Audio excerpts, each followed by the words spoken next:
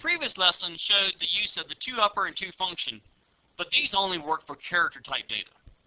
And as you know by now, in the C language, there is a big difference between how character data and string data is handled. This program, Demo 18, will demonstrate the use of two such functions that are designed specifically to work with strings as opposed to character data. This program will declare and initialize a string called student ID to a length of 7. It will accept 6 characters plus the null terminator. It will then prompt from input from the user, and then will accept that data from the user. It will then perform a comparison. The if statement will compare the student ID to the string data ABC123. If these are equal, that is, the student ID is equal to ABC123, then I will receive the message ID found. If the strings are unequal, then the invalid ID message will be displayed. Let's first run this program and then we'll examine the code. Entering all uppercase ABC123, you'll notice I do receive the message ID found. If I execute the program once again, but this time enter lowercase ABC123, I receive the invalid ID message. So as you can see, this is performing case-sensitive comparisons. That is because I'm using the strcmp, which stands for string compare function. And this is a case-sensitive function. There is a counterpart to this called string ignore compare, which is a case-insensitive function.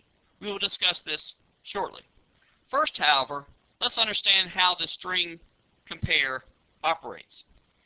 It has two strings, the student ID, which is inputted by the user, and is comparing it to the string which I've placed in quotation marks.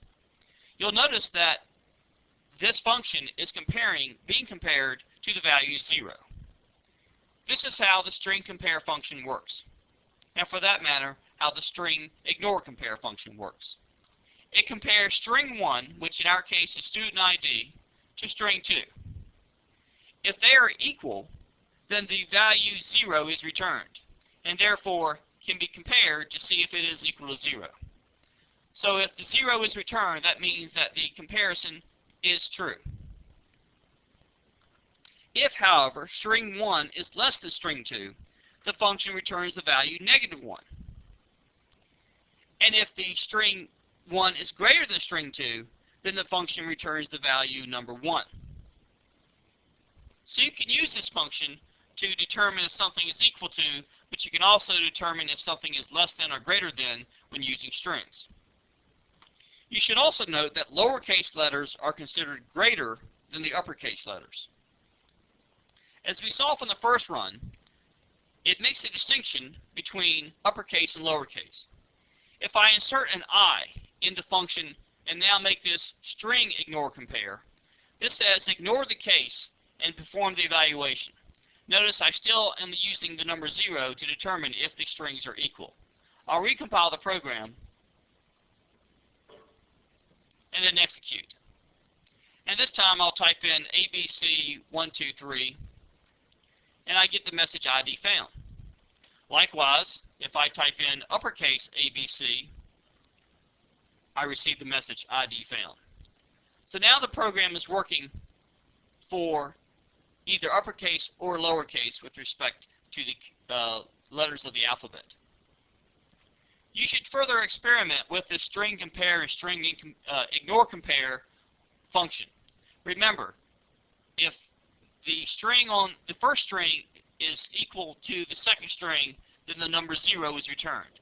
So therefore you can use the number 0 in the if statement to determine if the strings are indeed equal. This complete program is Demo 18 on your CD.